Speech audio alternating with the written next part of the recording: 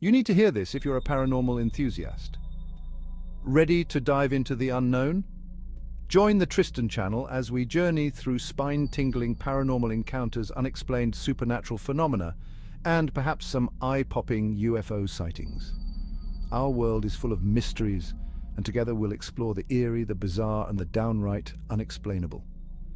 From haunted houses to cryptic creatures, we'll react to the most chilling and baffling compilations. So if you're ready to test your courage and expand your mind, hit that subscribe button and let's unravel the unknown together. Welcome to the adventure. Welcome to the Tristan channel.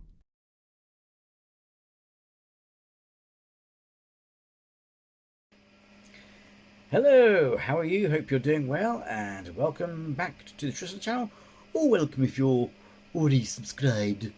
Sorry, welcome back. Yeah, no, welcome back if you. Yeah, I think I got it out. Yeah, sorry, nobody noticed. So yes, Smithers, yes. So in today's video, we're going to pay a visit to a good old friend, Slapped Ham. Yes, Slapped Ham. And this video of Slapped Hams we're watching is 13 scary videos your mama doesn't want you to watch. Alrighty then. Is that a challenge? Is that a promise? We'll find out today. So, let's go and see what Callum has in store for us today. Don't worry, I have still got a headset. My headband. Oh, fucking hell. Why is it having... I swear a gremlin walks into my room and tangles shit up for me. So yeah, still got it, don't worry. I do like it, but yeah, I need to, it's a bit of slack, that's what she said. I need to tighten up again, but yeah, hey ho. Right, on with the ghosty woasties.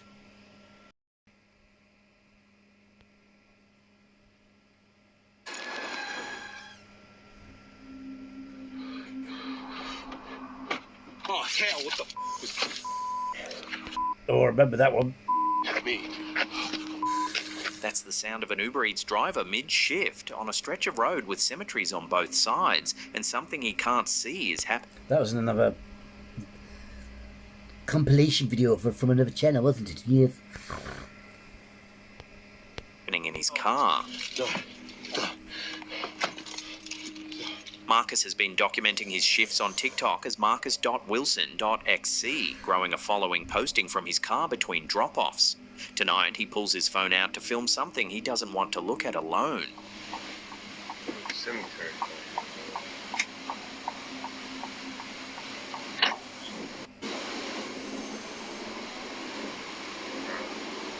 Let's call it cemetery. The first thing he catches on camera happens inside the car.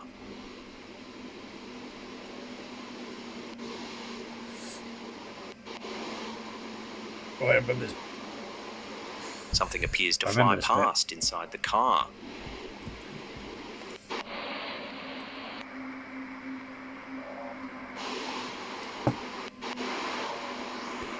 The thing is, he didn't notice it as well, because that's literally like... Whew. He drives closer to the cemetery and pulls over to the curb. Because that's fast, you know, it's going fast. That's still going fast, you know, yeah, still... Because look, I'm doing that across the screen, yeah, I can still see that hand. I'd have been like, what the... You know, you'd be like, what the fuck? And it's scary that we didn't see it. Or, sorry. It's scary that he didn't see it, not we didn't see it. He's starting to think he's hearing something. And you're gonna see a vibration. You're gonna see tapping at the window. He's definitely gonna hear. That's when he notices the shoe, single shoe, lying on the curb across the road.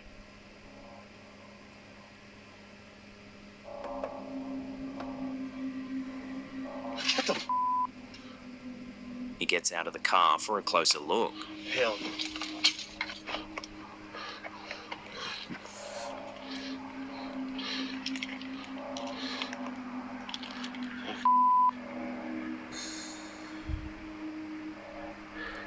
And it moves again while he's standing right next to it. Tripping, no, I'm not tripping. Oh, hell no, hell no, hell no, hell no, hell no, hell no, hell no. He walks back to the car, climbs in, and something eerie starts happening.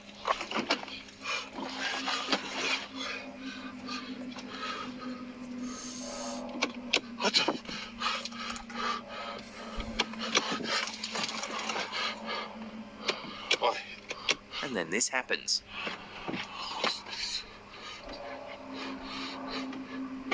Oh, hell, what the... Oh, Marcus looks around the car. I'd be like, oi, what do I am, an Uber? Get the fuck out of the car. But there's nothing there. Minicab? Hell, no. Hell, no. Nope. No. No. Well, gets me, he climbs back in. It's kind of like, what makes you get doesn't close the door and sat there in the passenger seat? Skeptics could argue the shoe was moved by wind, the door opening was a faulty latch, the handle moved because the car was tilted on the curb. Yeah, but what are the chances, though?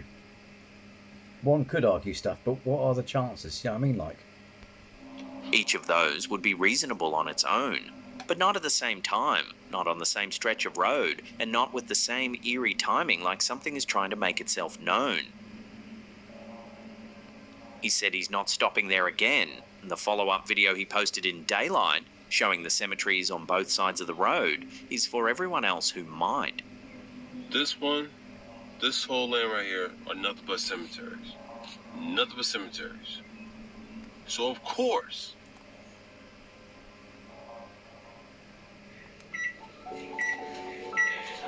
Oh my god. The microwave in this woman's kitchen has been trying to tell her something for over a year. She finally knows what it was saying. My dishwasher's beeping out yeah, it's saying, I want some food. too. Oh my god. We covered this one a few months ago. Broomin and Bloomin's sister Janet had passed away in an accident, and the microwave in her kitchen had started behaving strangely, beeping on its own, lighting up, refusing to settle. Broomin believed it was Janet trying to make contact.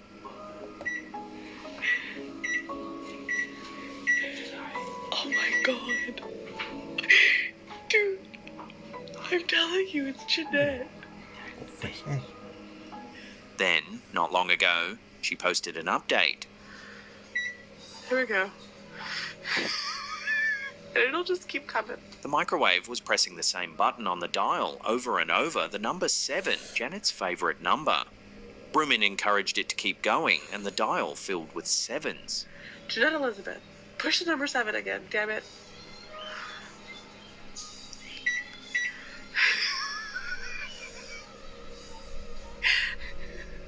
She'd been carrying something else from Janet for a while. Before Janet died, she told Broomin that if anything ever happened to her, she'd want her laptop and phone wiped clean before her dad got them back. Broomin had tried, but she couldn't get into either device. Janet's birthday, her social security number, her cat's birthday, Broomin's own daughter's birthday, none of them worked. I tried everything. I tried her birthday, I tried her social security number, I tried my birthday, tried my daughter's birthday, I tried her cat's birthday. Like, I tried everything to log into her phone, and I could not get into her phone. 5 months after Janet's death, Broomin's microwave started acting up. She assumed it was broken, checked it, found nothing wrong, but the 7 kept coming back to the dial. Then one night, looking at it, she realised what she hadn't tried. Janet's PIN was 6 digits. Broomin opened the phone and typed 7 6 times. I put the number 7 6 times in her phone, and her phone opened up. I'll never forget that night that it happened. The phone unlocked, and the moment it did, the microwave erupted. Beeps stacked on beeps. Broomin says she looked at the microwave and laughed. Janet had known the whole time, and she'd waited until then to say so. But didn't she say press 7 though?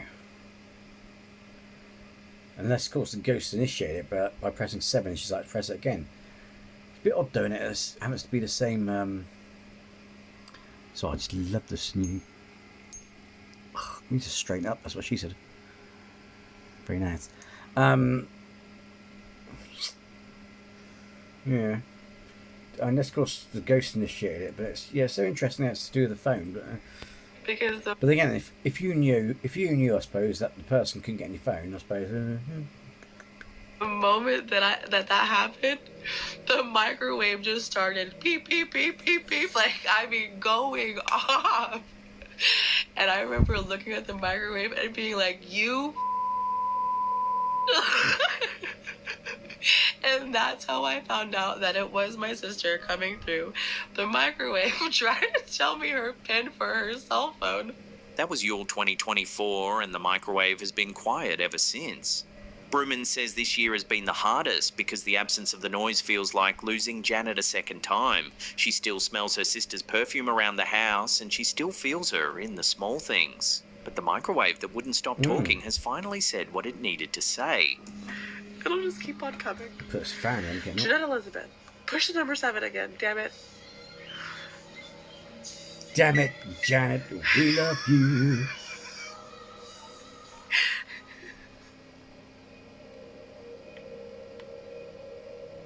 Joe set up a camera in his basement to find what he was sure was a raccoon. He'd been hearing it for days, scratching, banging, the kind of noises a trapped animal would make. He and the friend who filmed this scary video don't believe in ghosts. They'd tried to find them as kids and given up. By their 20s, the conclusion was settled. This is what was on the camera when Joe came back down to check the footage. This video right here, is bananas.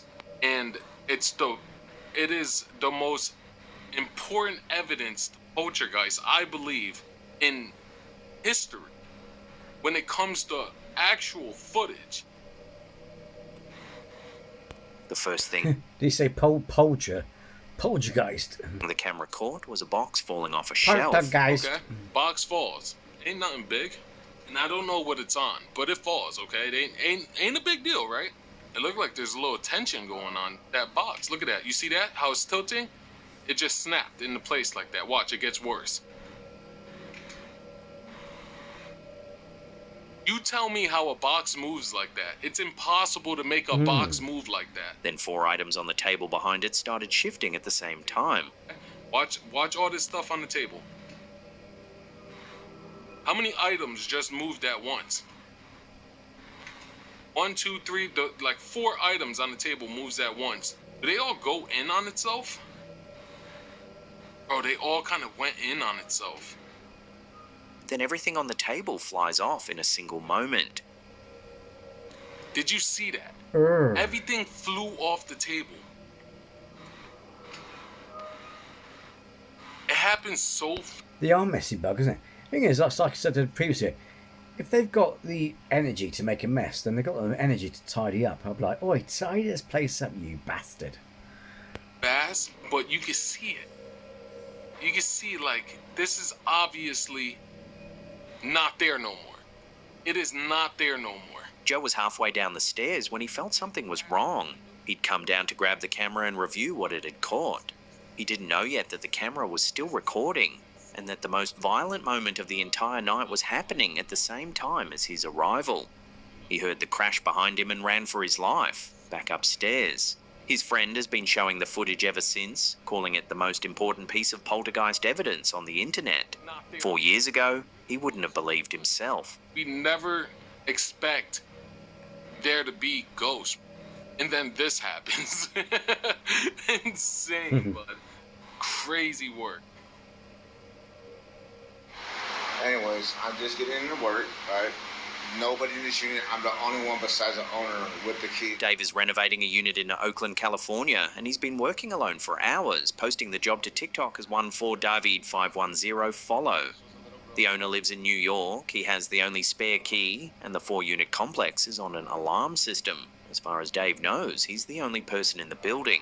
Nobody in this unit. I'm the only one besides the owner with the key. The owner lives all the way in New York.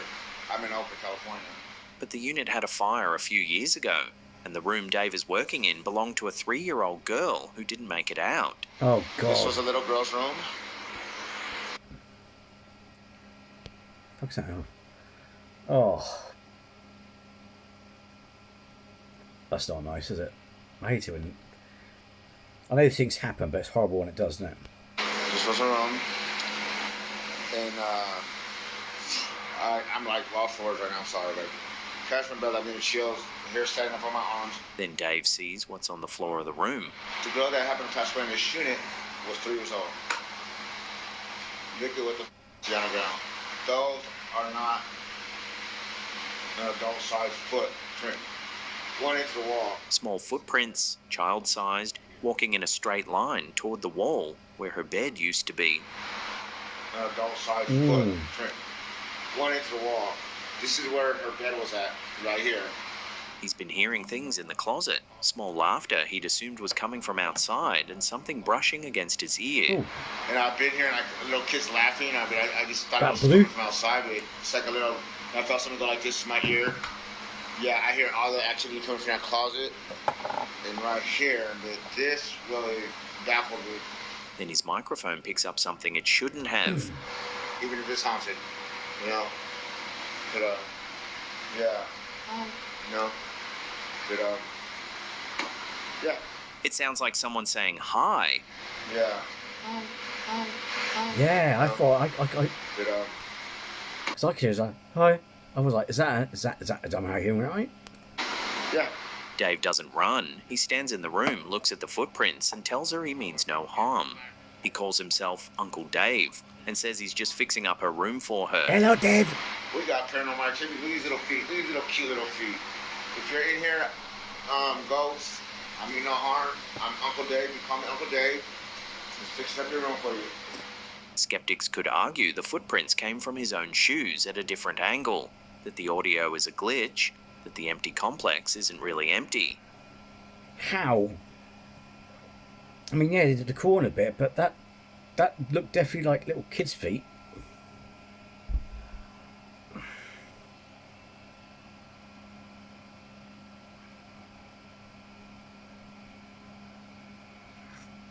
Still a talk. But Dave isn't looking for skeptics. He's looking for a 3-year-old girl who was in this room before he was, and who he says is still in this room with him. But man, I work in every environment, even if it's haunted. You know. But yeah. No. But The thing is, though, that voice, that hi, sounds more older, doesn't it? It doesn't sound like a 3-year-old child, does it? yeah. There's a prison 60 miles off the Pacific coast of Mexico on an island the Mexican... I mean, I know it's stereotypical, but a lot of kids would be like, hi, or I. You know, it'd be that sort of pitch, or some sort of, you know, typical child's pitch. It wouldn't be, hi, like it's that's an adult woman's voice. Navy still patrols for sharks. The inmates were allowed 15 minutes of sunlight a day. The prison's been closed for over a decade. A photo from inside it just turned up on Reddit, and there's something in one of the cells that shouldn't be. The island is called Islas Marias, but the locals call it the Mexican Alcatraz, the Tomb of the Pacific. They also call it the Walls of Water, because the ocean is the wall, and the sharks in it are the guards. See, that'd be a good place for zombie apocalypse. Just get enough food, even if it's army rations. You know, anything that's going to last you to the end of your days, of your life, sort of thing, or you know, kind of generate. No, you know what I mean, and a decent amount. Also, you can grow your own food there, probably. You know, who can say? You know what I mean? That'd be a good place to hold off. You know. In 2010, the Mexican government built a maximum security wing on the island called... Or if you were lucky enough to win the lottery, just to live by yourself away from the human race. Laguna del Toro, for the kind of criminals who couldn't be held on the mainland. The wing only operated for a few years. In 2013, a riot tore through it, fueled by lack of water, rotting food and abuse by guards, and a correctional officer was killed. Laguna del Toro was abandoned in the aftermath. In 2023, a Mexican tourist toured the closed prison as part of a public excursion, took photos along the way and didn't look at them again for almost a year. Going back through the album, they noticed something in one of the frames.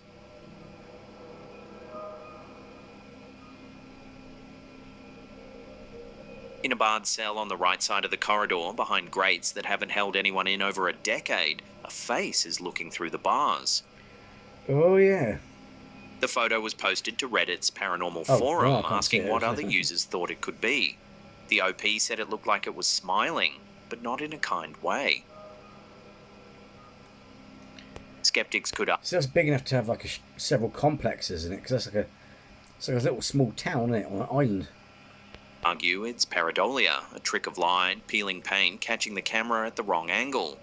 But the prison was empty when the photo was taken. Whoever was inside the bars was inside them long before the tourist got there. Yeah, no, that definitely looks like a face.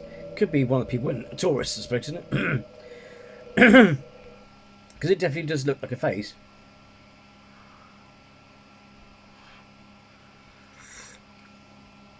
You could easily see the most logical one. It could be someone in there, pranking someone. Not actually someone you know, but you know what I mean. They could be like, I'm waiting for someone to come along. You know what I mean? Because then there's a tour on. It could be that. The staff who close up York Dungeon at night have been saying for years that something walks behind them on their rounds. Last month, the CCTV finally caught it doing something.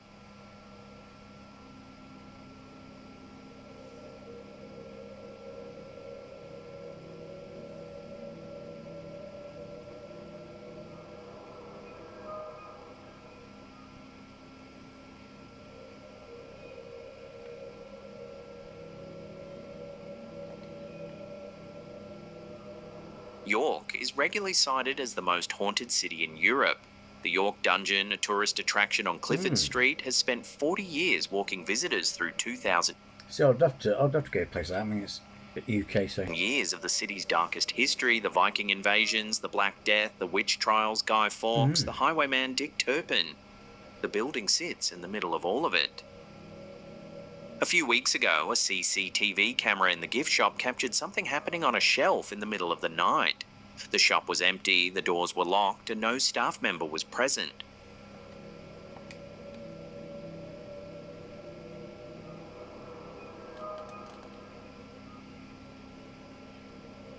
Exactly a week later, it happened again. Same shelf, same camera, same time of night.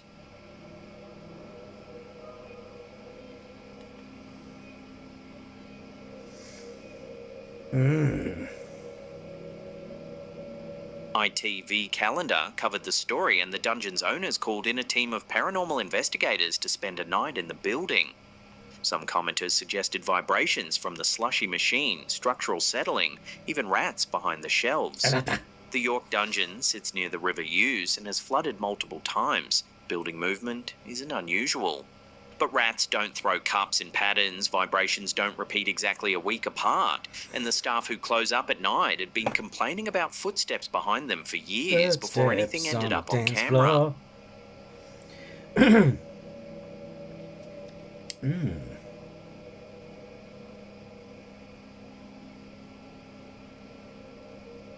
Intriguing. Look at that hat. They're not bloody like Viking hats or anything. Don't move. Okay, just hold. You can from there. A clip went viral last month, claiming to show a Qigong grandmaster scalding a patient across the room using nothing but emitted energy. The caption promises the same technique can cure cancer. Hadouken! Hadouken! Hadouken! The heat arrived. Okay, can you see that? God, if he did that any harder, he'd shit himself. Incidentally, before anyone mocks me, I did a I mean, I can't do it now. I may not look at it, but with work and all that stuff going on, it's like these days I'm just burnt. People, life's just burning me. Things are just burning me out these days. That's why I'd love to break away from it all and just dedicate my life to YouTube. To do so, because I enjoy creating stuff for you guys, and I want to go out and do stuff. You know what I mean? But yeah, I've done, was it 23, 24, thereabouts years of kung fu, and, sort of thing, tai chi. So we learn about fraudsters and stuff like that. They tell us about qigong fraudsters and stuff like that, where it's like, I can, like it's not like Jedi. There is an energy and you can feel it, but it's not like Jedi Star Wars stuff. The scary video was posted by Nagong Disciple, identifying the man as a master of Shaolin Yijinjing Qigong. The patient stands motionless across the room, and after a moment, a red mark appears on her belly.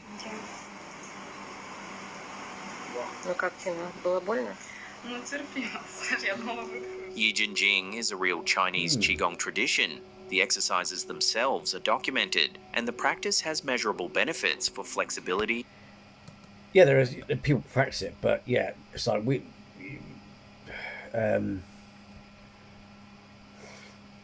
don't want to say any names, not because it's a bad thing, but I don't want to mention them without permission and stuff. But a lot of the masters of our school, they used to teach bodyguards, special forces, you name it. Quite, if I told you the name, you'd be able to, you'd know it, or you'd look it up and it would be a famous name. But they were like, yeah, but most of the like the death punches and stuff like that, most of that is actually to do with kinetic energy and conditioning. Like when you hit a board, or you stab your hands in sand. Because back then you used to stab your hands in sawdust and shit like that. So when you did a finger strike, it wasn't necessarily anything to do with like chi. It was because you knew soft pressure points. Like there's a nerve cluster underneath your elbow, so you can block and jab. You don't have to like punch them. You can just use a spear hand, or if you don't break your fingers, if you worry about your fingers, just do that. But just hit them in the nerve cluster. That one, believe it or not, I actually learned before I did martial arts. It's what bullies used to do to me. Used to hold my arms up and go right in my arm. It's like it won't kill you. It'll just numb you, give you dead arms. So it's useful for disarming. You just go like that because your arm's like you know what I mean. But it's not like Star Wars and stuff. But with psychics, I'll just say I'll play fair. If that was him doing that to her, there may be the rare odd one, but 90% of the time, when they touch people instead of them flying, it's bollocks. You know what I mean? And stress. It's like a 1-inch punch, believe it or not. He also, I haven't got time to go into science of it, but because of the way it's also the hip, power of the hip, but it's the whole frame of your body. And if you look at the way the bones align and everything lines and sets up, it gives you that extra force. So rather than drawing your fist back, it's like boom. You know what I mean? It's like a small amount of dispersal of energy in a burst, rather than a pullback and punch. It's like, because of the way your hips are going and the alignment of your bones, body and muscle, because like this movement we take for granted, turning of the screw, well, that corkscrew punch is quite powerful. Oh God, what's that? There's a film called Fearless, based on a true story. Go watch it, Jet Li. Because I don't want to be held responsible for telling you about the punch, because they'll be like, you told me how to do it. There's a punch he does which basically kills people. I think was it? I can't remember if he uses it all the fights, because from what I remember, he uses it at last resort. Basically, because he goes, I'm unstoppable, when he gets a bit egotistical and all that sort of shit. It's basically a type of corkscrew punch. He uses it on the guy, and it kills him. And basically makes him feel bad, etc. But yeah, a lot of it is to do with pressure points, like sensitive. Sometimes you discover them yourself because it's a form of natural instinct. Because you can do aqua pressure, not puncture, but aqua pressure. So sometimes you'll find yourself doing this to yourself, or here around here, or something like that, right? Or rubbing yourself here for a migraine. Well, pressure point, and also there's a point around here where it's like helps your sinuses, and it's interesting because you do it instinctively, but they're there. But scalding skin across a room isn't part of what Qigong has been shown to do. And exactly. The claim that the same technique cures cancer is something oncologists and the World Health Organization have repeatedly warned against. Skeptics point to cupping and moxibustion, traditional Chinese practices that apply actual heat to skin and produce exactly this kind of redness. Stage performers around the world demonstrate energy strikes that turn out to be... Yeah, whilst I agree with that, I'm not defending this video, but whilst I agree with that, yeah, that mark won't stay there for that long, and plus it will happen straight after he's pulled one off. That sounds so wrong, but you know what I mean, after he's pulled one off. But you'll get that mark after the suction, if that makes sense. So unless, of course, it's been cut before the thing, but then again, you'd see that mark wouldn't suddenly appear. That's what I was going to try to say. So yeah, the thing is, that mark happens as you pull off, because it's like sondering a love bite. it's already red by the time they pulled off. Sounds wrong again, but you know what I mean. You know what I'm getting at, yeah. So as soon as you pull that little suction cup off with the heat, it will make a mark. The mark's already there because it's been sucking on you. Oh, hello. For some time. Standard You know what I mean? sleight of hand. The Grandmaster's followers call the demonstration real, but the wider medical community has spent decades testing claims exactly like this one, and the results have come back the same way every time. There's no question the footage is a striking thing to watch, but the claim attached to it is the dangerous part. The heat arrived. The thing is, because the thing about the school I went to, amongst the masters, there was a mixed opinion on it. One thought it was just pure technique and kinetic energy. One was more open-minded, etc. And but the consensus is, even if amongst the ones who believed behind the thing about Chi, I mean, it's ironic because the whole thing about Tai Chi is Tai Chi classics, the whole idea of Fa-Jing and Chi and Ji and all that sort of stuff, right? These different frequencies of energy, which is about sums up the essence of it. But even still with that, it's like, because I've used Chi healing on someone, and basically on a scientific principle, what it is because you give up, because when they say when we touch stuff, you're not actually touching stuff. There's a thin barrier that you can't see. Sometimes you'll see it on TV, actually. It's a line, or you can't actually see it. And people say that what you can see is your aura. I mean, it could be light playing tricks on you, but you're still able to see like a very thin line around your body. And it's that's doing the touching, if that makes sense. So when you get injured, like if you bang your arm or something hurts, what's actually happening is you're leaking energy. So with Chi healing, it's not I'm putting energy back in, it's like I'm sealing up the hole, if that makes sense. You're using magnetic energy to push, or some sort of EMF to put EMF back in. Because that tingling you get round your wound or injury is the same. If you clap your hands together, you can force the energy to your hands, the surface of your hands. I can go into it for ages, but the point is you can treat ailments with it, but they would still advise that you seek proper medical care, if that makes sense. Like any sensible book would.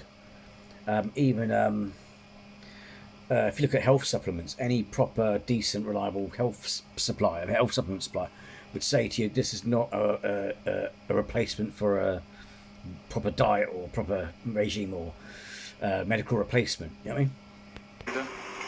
Okay, can you see that?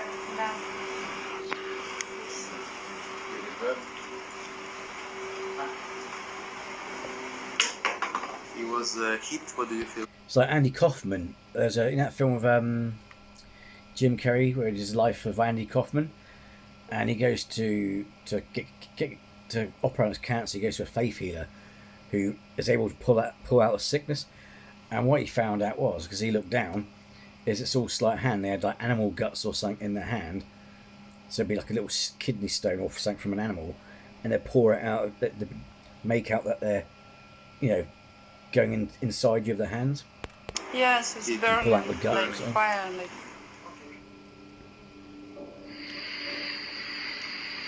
The next clip makes a similar claim from a different tradition and a much smaller setup. It was posted to Instagram by a Czech woman who describes herself as a mage of the 5 elements: air, fire, water, earth and ether. The element on display in this video is fire.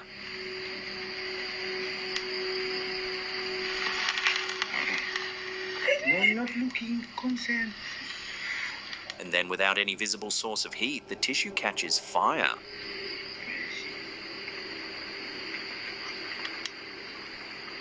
Keep on. My power down already. This ring, one can consent until finish. Cannot like that. Must be until finish. The caption translates roughly to, it is said that whoever masters the elements becomes a magus. I had the best teacher. Let this power heal and help through me. She signs off, telling unbelievers they can come over and see it for themselves. Thing is, also, I'm not saying it is, I'm not saying it isn't, but it depends. I wonder if anyone just try to do it with any type of paper. Because if it's... Because you know, like, you can make your own kindling, not kindling, that fluffy stuff you put in to start fire, which will just trigger a light if you put a spark to it. But you can do it from shaving off bits of wood with your knife, or if you get... They've got these things now with a flint attached to it, where it's a little box with looks like something that's got a cheese grater on, and you go like that on the wood, and you can make it yourself. Yeah, it's like, but that it's like, because also when you focus on the area of your body, that can cause. Because the same way as, I suppose, if you would look at the reason why how placebo works, or basically any form of intention will cause your body to send energy or something somewhere. Yeah. So if you're like thinking on a certain point, what basically I'm getting at is if you're sending heat to your hand, because people go, oh, there's no source of heat. Well, you've got body heat. If it's a hot climate,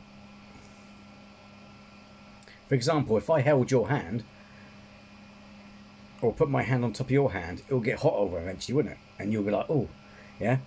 So what I'm saying is that in the right conditions, if you had a bit of paper that's highly flammable, or some sort of fabric that's highly flammable, got something in it for the trick in particular, like, you know, Uri Geller shit. I mean, anyone could do that trick just by using the heat of your hand, if that makes sense. And that she's off to get a beer. Because even though Uri Geller had special spoons, believe it or not, if you've got a really thin neck spoon, you can do the bending spoon trick. It takes fucking ages, but you can do it just by rubbing your thumb and forefinger, because it's building up friction and heat in that small spot, and it will eventually go. The reason why he was able to do it so easily is because he cheated and bent them before earlier. You can, but I've done it before. You can do it with all kinds of shit. In fact, my dad taught me how to do it. Yeah, big tablespoons are best. Got a thin stem neck, and you just go like that, keep rubbing it. And you wouldn't think it, would you? But it's just by rubbing it, friction, causing heat in that neck, will make it bend and eventually come off. It's mad, isn't it? Elemental mastery shows up in almost every esoteric tradition: Greek, Indian, Tibetan, Hermetic, and pyrokinesis. The supposed ability to ignite objects with the mind has been a fringe paranormal claim since at least the 19th century. But igniting a tissue is also one of the oldest tricks in stage magic. Flash paper, tissue treated with nitrocellulose, burns instantly on the slightest That's what I was thinking. spark. Small heating elements and chemical accelerants can be hidden in a palm or under a fingernail. The trick has been part of working magicians' toolkits for over 100 years. She invites unbelievers to come over and see for themselves. Whatever's happening just above that tissue, the woman in the... Not a case of seeing, it's a case of scraping off skin samples off her hand. But also, it's like levitating in yoga. You see them levitate. There's actually a metal frame they're sat on, but it's concealed. It's all balanced and stuff. It's still impressive. It's still an impressive trick, but it's a metal frame. Video doesn't appear to care whether you believe it. She ignites the tissue, ends the recording, and goes about her evening. No, I'm not looking concerned.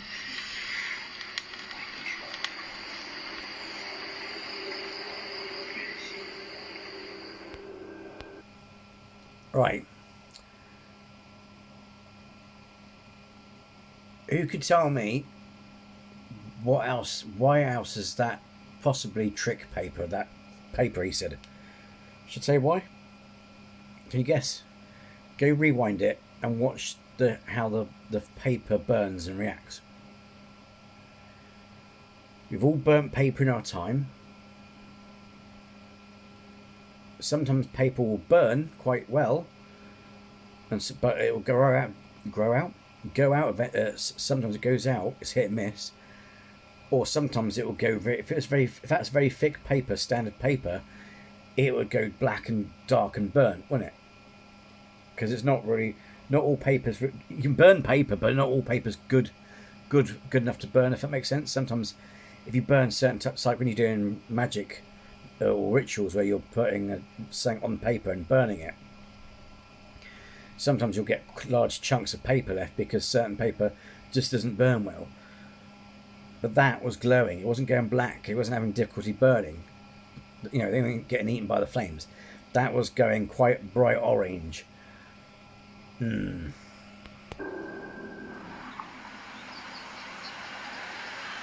TikToker filming this clip couldn't finish a sentence without swearing. She didn't know what she was looking at, and neither did most of the people watching. It's a bloody pigeon.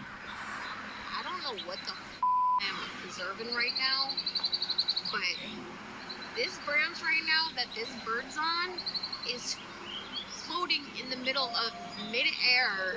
The scary video was posted to TikTok by Bleeding Rose 82 from somewhere in the woods of New Jersey. There is no way that's floating in the air by a spider web.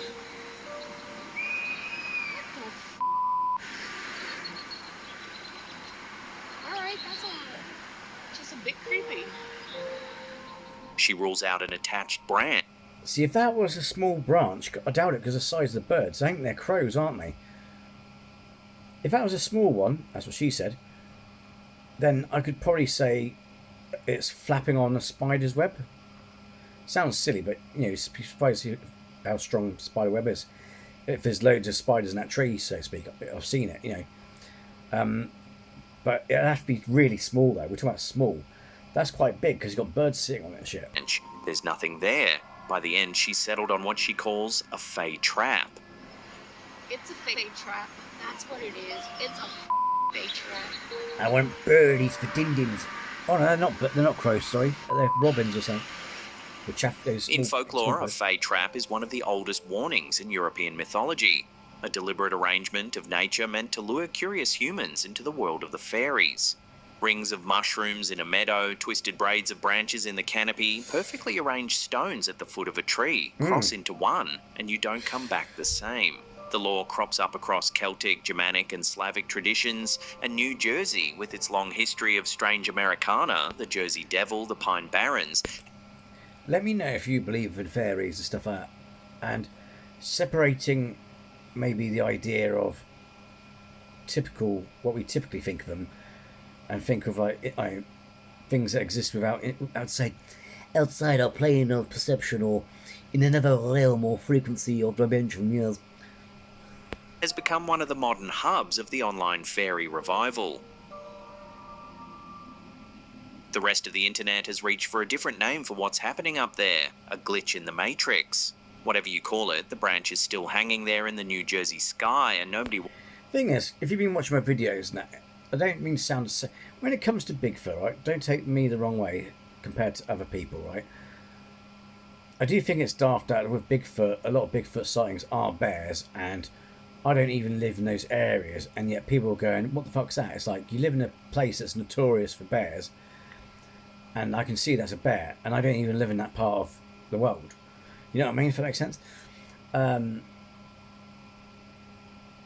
things like mermaids, fairies, you name it, it's like, don't get me wrong, I'm not one of those canton blanche skeptics. It's like, I'm open to the end idea.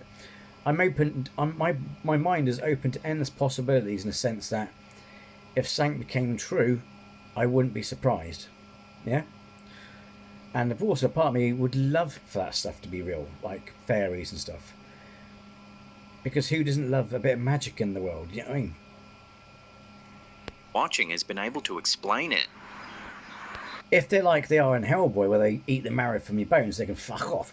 But you know what I mean? I don't know what the I'm preserving right now, but this branch right now that this bird's on is floating in the middle of mid-air, attached to thing. Making my coffee cold. Oh!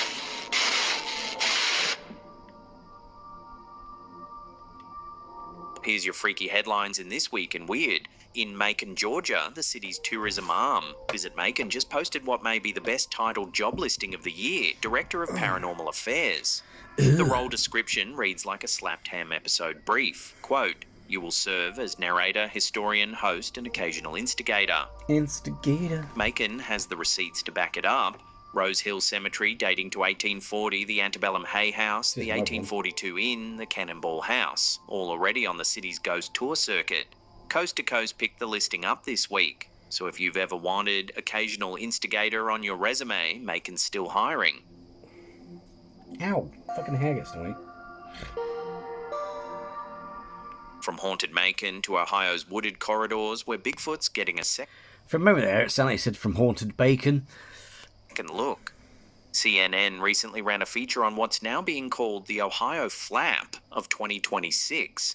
8 high-credibility Bigfoot reports collected by the Bigfoot Society between March 6th and March 10th, all in Portage County, just east of I mentioned Bigfoot, didn't I? Akron, along the Mahoning River corridor. Witnesses described figures 6 to 10 feet tall with broad shoulders and unusually long arms. Footprint casts measured roughly 17 inches.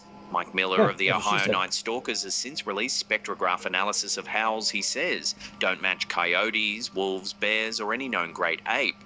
The sightings themselves stopped as quickly as they started, but the evidence is doing the talking now. Theory on the table: a brutal winter followed by a fast spring thaw pushed a herd out of the deep woods. Or 8 people across 5 days hallucinated the same 9-foot upright figure in a 30-mile corridor. And while we're on Bigfoot, quick heads up, the Slapped Ham Bigfoot merch line is live at slappedham.com. Tees, hoodies, stickers.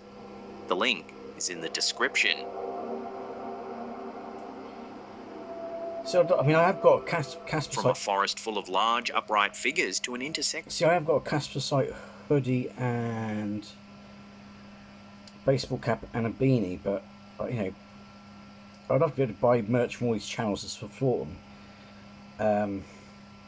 I just don't have the money. I mean, they are quite expensive, to be fair.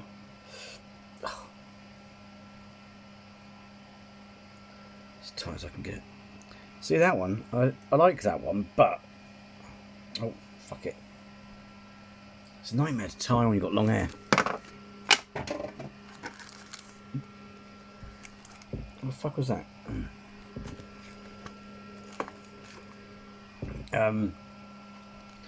Problem is though, this was part of like the pictures and stuff I've had from, you know, art concept and shit. You know what I mean? It looks more mage-like. Fuck knows what that was.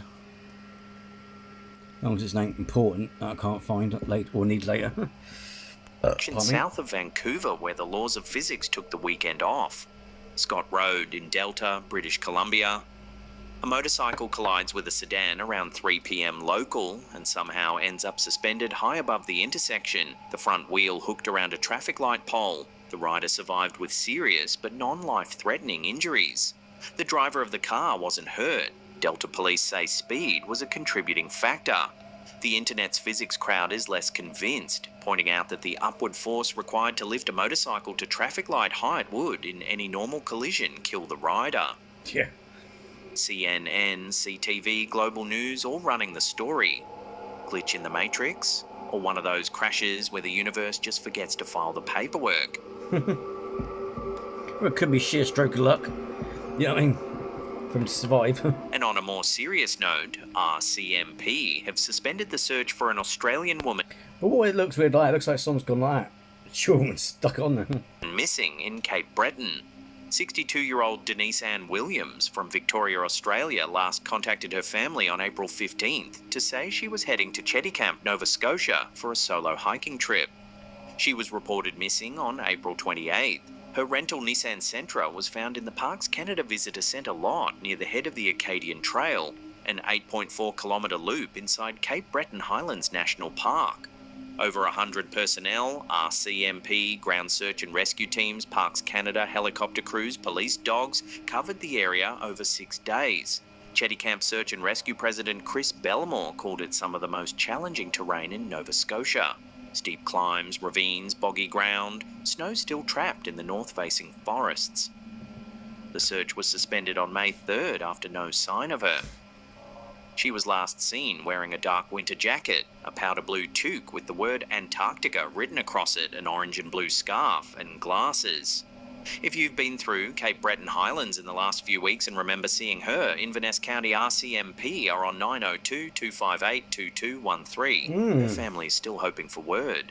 And that's your weekly pile of weird. Back to the countdown.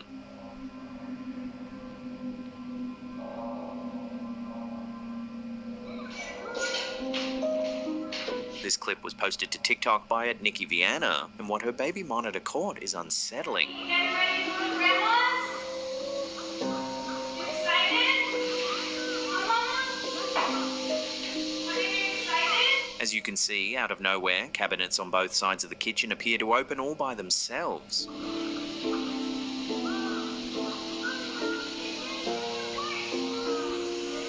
I didn't see that. I was too focused to see. I was watching the baby because you know what these bastard ghosts are like.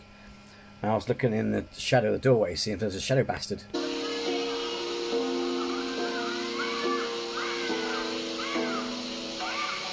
So what do you think has been caught on camera here? Is this house really haunted, or is this just content for clicks?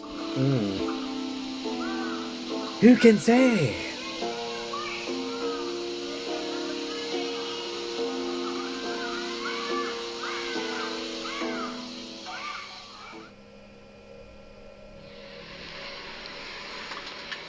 This brief, slightly bizarre, scary video was sent in by a viewer named Lloyd, who was folding his laundry when something strange started happening with one That's a lot of wank socks, isn't it?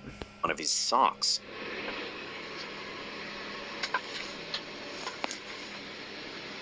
As you can see, a long piece of string from one of the socks is standing bolt upright in mid-air, apparently in defiance of gravity. Defying gravity. Lloyd's best guess is static electricity, though even he admitted it seems a bit extreme. The string, for whatever reason, didn't seem in any hurry to lie back down.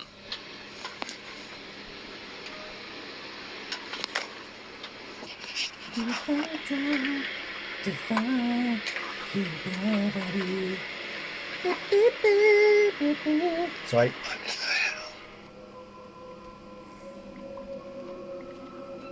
In many cultures around the world, there's a specific thing people do when someone in the household dies. They cover the mirrors. The reason is consistent across traditions. They don't want anything getting trapped Yeah, we've got to do that. But the thing is, I think that's only if they die in the house, not if they die outside the house. inside, and they don't want anything getting out. This photo was posted to Facebook by a user named Amy Scott. The post went viral almost immediately. 600 reactions, over 200 comments, all telling Amy the same thing: don't buy that mirror. The folklore around mirrors runs deep across cultures. Roman superstition held that a mirror caught a fragment of the soul. Break one and you damaged 7 years' worth of your own. Victorian households covered mirrors during mourning so the dead wouldn't be tempted to linger. Aztec priests used polished obsidian mirrors for divination. The English mystic John... I got one of those black, obviously one. I've got a disc of it off Amazon. It's on my altar. John Dee scried for visions in a black mirror he believed connected him to angels and other beings. Across nearly every tradition, mirrors are described not as objects, but as doorways. A bottle of Windex and a microfiber cloth, one commenter argued, would clear the whole thing up. But Amy didn't buy the mirror and she didn't clean it either. She just took the photo and walked on. Whatever was in the glass that day is somewhere else now, sold to whoever was willing to take it home.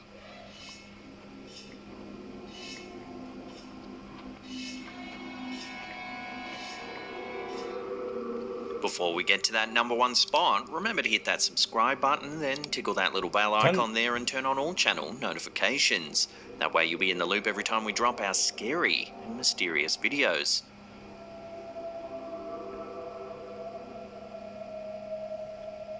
It's called Pursue, the Presidential Unsealing and Reporting System for UAP Encounters, and it launched on May 8th. For the first time in American history, the US government's UFO files are publicly available to anyone with an internet connection. Yeah, the problem is, though, as much as I would... it sounds like it's good news, they're giving us all the shit stuff. You know what I mean? It's like, I know the Air Force videos or cameras are not that brilliant. You can get some decent reconnaissance stuff, you know what I mean? It's like, they're giving us, they've released all the grainy, shitty videos and stuff like that, and it's like, it's not really disclosure, is it? And he's only doing it because of the Epstein files. Let's not beat around the bush.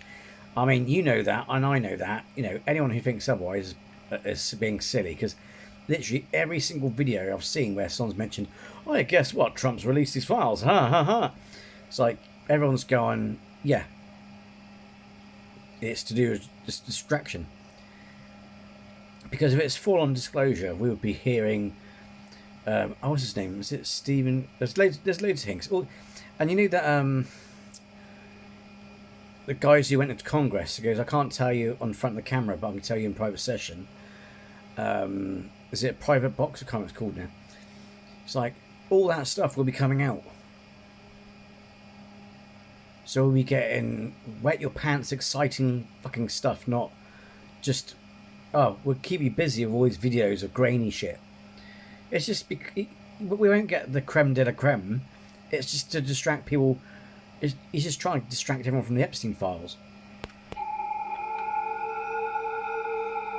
The release came out of a directive Donald Trump issued in February instructing every federal agency to identify, declassify and release any documents in their possession related to UFOs and unidentified aerial phenomena. The Department of War, the agency formerly known as the Department of Defense, was put in charge of the rollout, working with the Office of the Director. The thing is, though, the FBI are quite the more, it's like, how do I put it? They're more easier to access because I had a book somewhere. I can't. Actually, a lot of books I got rid of, sent to a charity shop because obviously if you're not reading them, they're just sitting there gathering dust. You know, I figured someone else can join. But I used to have a book about yay thickness or something, you know, yay thick, and it was basically FBI files on UFOs, and yeah, they're pretty well open about it because the person who wrote the book was allowed to look at files and shit. Of National Intelligence, the FBI, the Department of Energy, NASA, and the All-Domain Anomaly Resolution Office, also known as AARO. The first batch contains 162 declassified records, videos, photographs, mission reports, witness statements, and historical files. They span from the 1940s to the 2020s. Officials have promised the release is the first of many, with additional tranches coming on a rolling basis. The Secretary of War, Pete Hegseth, called it the first step in maximum transparency on the UAP question. 4 of the released sightings have drawn the most attention. The first is short, a blink and you miss it cockpit clip from a US Navy aircraft recorded in 2021. The object passes the plane at high speed in frame for less than a second. AARO has the case file, but the object remains unidentified. The second is the opposite, almost 18 minutes of military sensor footage from Al Taqaddum Air Base in Iraq. An object hangs in the infrared feed, seemingly suspended in mid-air.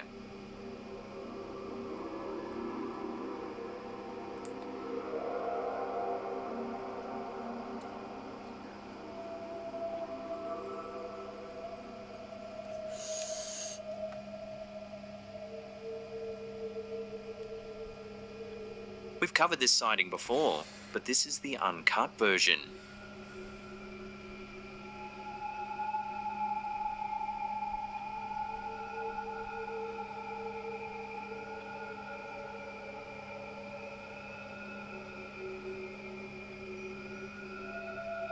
AARO investigated and concluded that it was a probable cluster of balloons distorted by sensor angles, but most internet pundits aren't buying the explanation.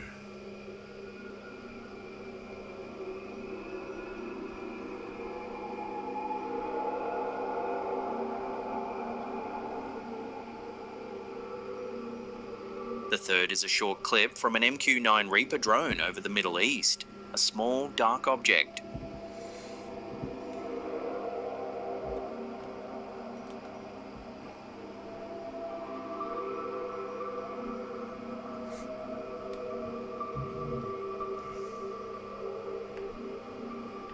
AARO reviewed it and noted that the object doesn't show clearly anomalous behaviour, but what it actually is, they can't say.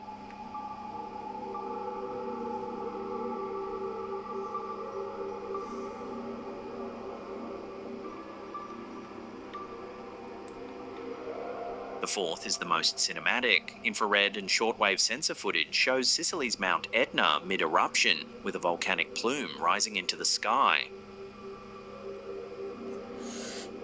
A round object crosses the frame, passing through or near the plume.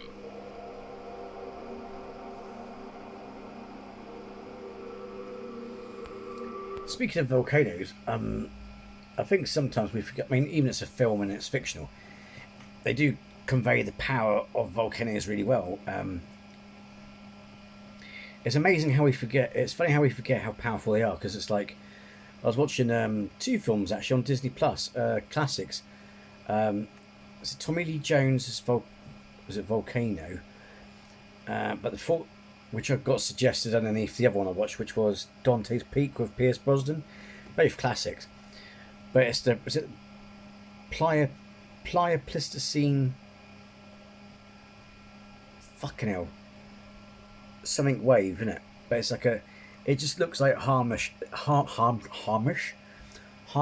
ash, like a big cloud of, like a shockwave of a cloud of ash, and it looks harmless, but fuck me, it blows buildings open and shit like that because of the amount of energy it's been released. Wow. I think as well, I'm not saying we don't do harm to the planet or cause harm to the planet, but it's quite sad and an insult to nature in a way that people don't seem to understand that volcanic eruptions, the effect they have on the climate and the atmosphere, that effect stays on the planet for hundreds of years. It's a lasting effect that, you know, takes a while before the planet recovers from that, if that makes sense, or the atmosphere recovers from it. So volcanoes play a big part in climate change as well, apart from the sun and stuff. Arrow's conclusion: a balloon at distance distorted by extreme atmospheric conditions around the volcano. The official explanation is reasonable, but the image is weird enough to leave doubt.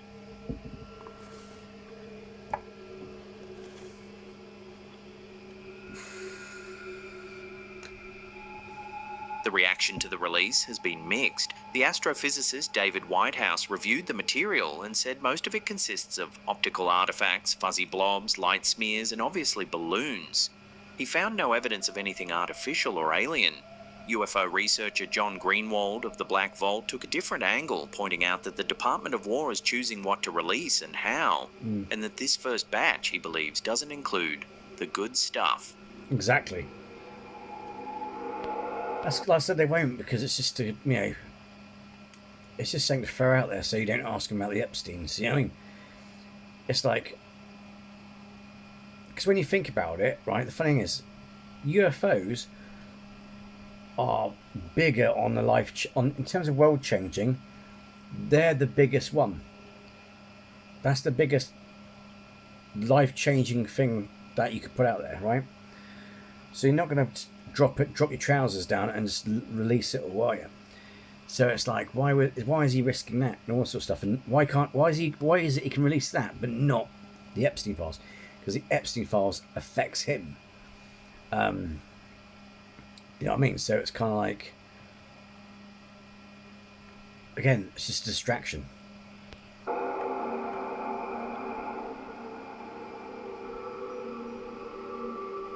What everyone agrees on is that this is only the beginning. The Pentagon has promised additional releases every few... What he's doing, and you know, I'm not into this gunverse versus Snyderverse nonsense. I just, like I said in the video, my viewpoint of it is if Marvel were to do what Warner Brothers done, people would lose their minds. You know what I mean? Because the way I see it is they should have let the Justice League films be made and then do the reboot. You know what I mean? It's like if I made it, say for example I was in charge of making Avengers Endgame or Infinity War or something. I made Infinity War and I told you that it was going to be an Endgame, and then suddenly the whole of Marvel universe gets scrapped. You'll be like, what the fuck? You know, all your favourite actors get kicked to the curb, everything gets totally scrapped. You'll be like, what the fuck? You just can't keep us in a cliffhanger like that and just go bye. You know what I mean? So that's why I'm angry from that angle. It's not because necessarily I have a favourites and stuff. But if you're wondering why I'm mentioning that sort of thing, so you know, like you see things on Instagram where they show you pictures that people assume that, oh, the Snyderverse is coming back because these photos. That's what Trump and the government's doing with UFOs. They're releasing these videos, basically like restore the Snyderverse sort of giving people false hopes that the Snyderverse will be restored or whatever. And that's all. And that's all that he's doing with UFOs in that same sort of way. With with the Instagram pictures, but with UFOs, if you see what I'm getting at. Weeks. The next batch could contain more of the same, or it could contain something else entirely. The kind of footage that's been kept off the public record until now. For the moment, the website is live, the files are downloadable, and a country that spent nearly 80 years arguing about what's in its skies can finally look at the evidence for itself. It'd be grainy shit.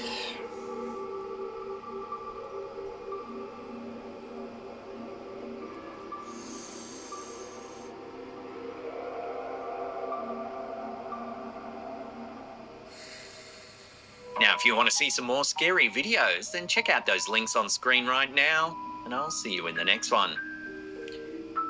Oh, Ladies and gentlemen, no. He didn't do the poo at the end. Oh man. Well, there you have it. Slapped ham. They were good, weren't they? Yeah, I'm gonna put that in the comments. On to the ending. You didn't go boo. It's like you didn't do a signature ending. Oh, Callum. Right, yeah. So yeah, I hope you enjoyed it. I hope you let me know what you think about some of the stuff on there. Yeah. Also, let me know if you believe in fairies and that sort of stuff, and so yeah. But anyway, but most important of all, thanks for taking the time sitting through, watching us with me, listening to me ramble bollocks, and the usual jazz, and yeah. And I shall see you. Oh, if you have not subscribed, please do, because one, doesn't cost you a thing, two, helps me out, three, because people will subscribe to the most bizarre shit on YouTube, so why not me? Just click it won't do any harm. You can click it and go away, I won't think any less of you, but it helps me, okay? But however, most important of all, it'd be great to have you with us. So until next time, take care and be well.